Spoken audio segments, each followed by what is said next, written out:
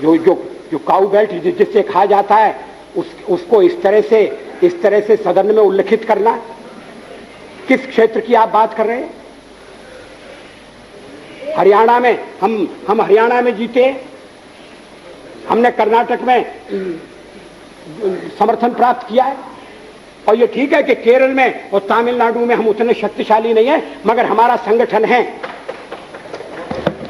पश्चिम बंगाल में भी हमें 10% से थोड़ा कम वोट मिला हुआ है। अगर आप वोट की बात करते हैं तो फिर 10% वोट की बात करिए। इस सदन में एक व्यक्ति की पार्टियां, एक व्यक्ति की पार्टी, और वो हमारे साथ हमारे खिलाफ जमघट करके और हमें हटाने का प्रयास कर रहे हैं। उन्हें प्रयास करने का पूरा अधिकार है, मगर है वो एक व्यक्ति की पार्टी। एकला चलो रे, और चलो एकला अपने चुनाव क्षेत्र से और दिल्ली में आकर हो जाओ इकट्ठे रे। किस लिए इकट्ठे हो जाओ? देश के भले के लिए। स्वागत है, हम भी अपने ढंग से देश की सेवा कर रहे हैं,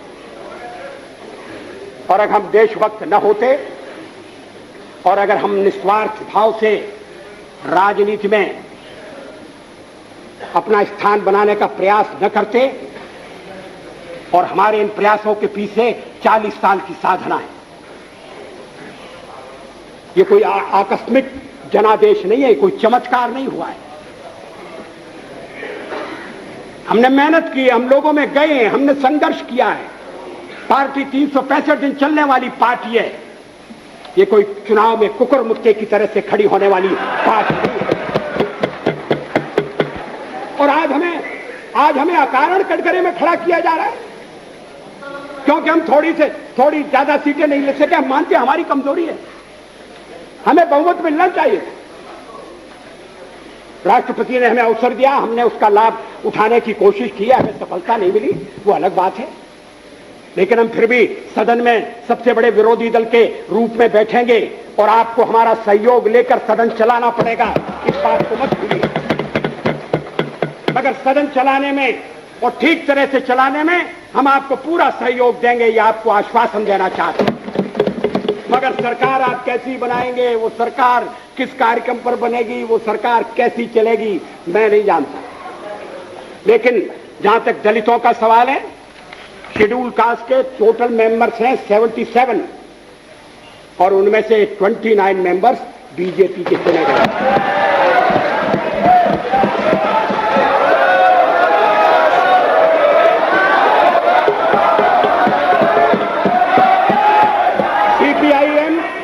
सीपीआईएम के 5 मेंबर हैं, सीपीआई 1 मेंबर है, कांग्रेस 15 मेंबर है, जनता दल 7 मेंबर है, और सबसे ज्यादा हमारे मेंबर हैं।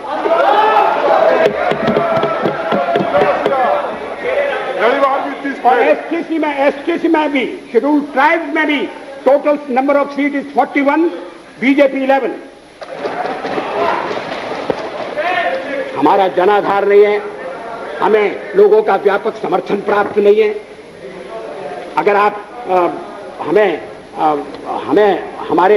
हमें छोड़कर सत्ता बनाना चाहते हैं और आप समझते हैं कि वो सरकार टिकाऊ होगी, मुझे तो उसके टिकने के लक्षण नहीं दिखाई देते। वो पहले तो उसका जन्म लेना कठिन है, जन्म लेने के बाद जीवित रहना कठिन है, और ये सरकार अंतर विरोधों में घिरी हुई देश का कितना लाभ कर सकेगी, ये एक प्रश्नवाचक चिन्ह है। हर बात के लिए आपको कांग्रेस के पास दौड़ना पड़ेगा, और जब आप उन पर निर्भर हो जाएंगे, अभी तो मैं नहीं जानता, पहले चर्चा हुई थी, कुछ शर्तें लगाई जा रही, फिर चर्चा हुई कि कोऑर्डिनेटिंग कमेटी बनाना पड़ेगी। फ्लोर पर भी हम लोग कोऑर्डिनेशन करते हैं, उसके बिना तो सदन नहीं चलता। आप सारा देश चलाना चाहते हैं, बड़ी अच्छी बात है, हमारी शुभकामनाएं आपके साथ हैं। हम अपने देश की सेवा के कार्य में जुटे रहेंगे। हम संख्या बल के सामने सर झुकाते हैं और आपको विश्वास दिलाते हैं कि जो कार्य हमने अपने हाथ में लिया है वो जब तक राष्ट्रीय उद्देश्य पूरा नहीं कर लेंगे तब तक विश्राम से नहीं बैठेंगे, तब तक आराम से नहीं बैठेंगे। अध्यक्ष महोदय, मैं अपना त्यागपत्र राष्ट्रपति महोदय को देने जा रहा हूं।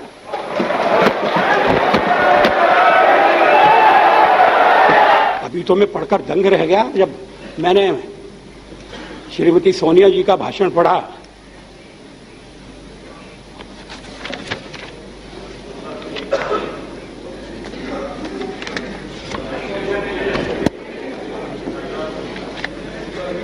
उन्होंने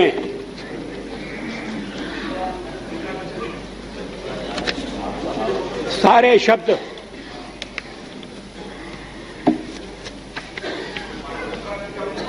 इकट्ठे कर दिए एक ही पैरा में।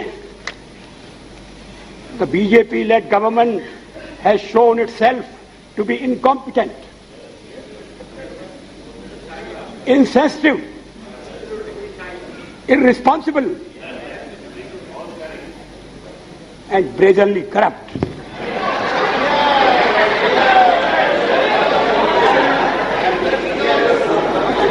राजनीतिक क्षेत्र में जो आपके साथ कंधे से कंधा लगाकर काम कर रहे हैं, इसी देश में मतभेद होंगे, उनके बारे में यह आपका मूल्यांकन है?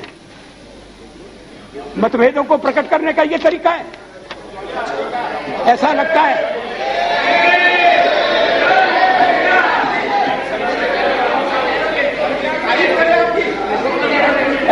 है कि शब्दकोश खोल कर बैठे गए हैं और उसमें से ढूंढ कर शब्द निकाले गए हैं। Incompetent, insensitive, irresponsible.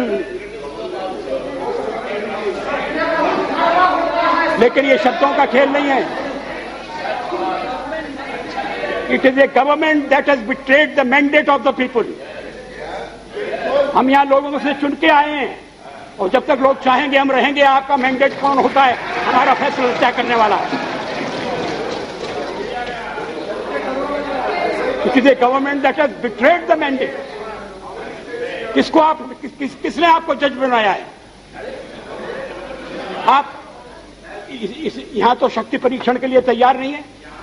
अब जब असेंबली के चुनाव होंगे तब हो जाएंगे दो हाथ।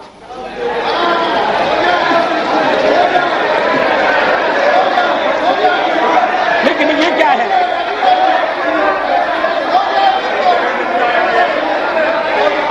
ये सभ्य तरीके से लड़िए। इस देश की मर्यादाओं का ध्यान